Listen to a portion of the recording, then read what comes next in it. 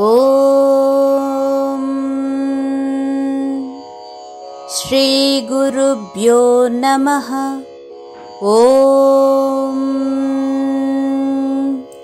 శ్రీ పరమాత్మనే నమః. జై శ్రీకృష్ణ.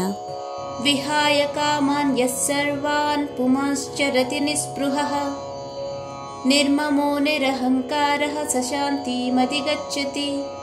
71వ శ్లోకం యొక్క భావాన్ని పరిశీలించినట్లయితే, ఎవరైతే అన్ని ప్రాపంచిక కోరికలను త్యజించి మరియు అత్యాశ లేకుండా, నేను, నాది అన్న భావన లేకుండా మరియు అహంకార రహితంగా ఉంటాడో అలాంటి వానికి పరిపూర్ణమైన ప్రశాంతత లభిస్తుంది. అర్జున, ఏషా బ్రాహ్మీ స్థితిః పార్థ నైనాం ప్రాప్య విముహ్యతి స్థిత్వా స్యామంతకాలేపి బ్రహ్మ నిర్వాణమృచ్యతి.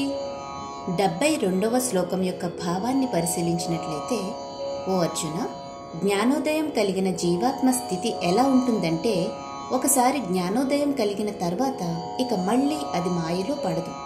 మరణ సమయంలో కూడా ఈ వివేకంతోనే స్థిరంగా ఉన్న ఇటువంటి వ్యక్తి జనన మరణ చక్రం నుండి విముక్తి పొందుతాడు. ఆ భగవంతుని దివ్య ధామానికి చేరుకుంటాడు కూడా. అర్జున, ఓం తత్సదితి శ్రీమద్భగవద్గీతాసు ఉపనిషత్సు బ్రహ్మ విద్యాయాం యోగశాస్త్రే శ్రీకృష్ణార్జున సంవాదే సాంఖ్యయోగో నామ 2వ అధ్యాయః.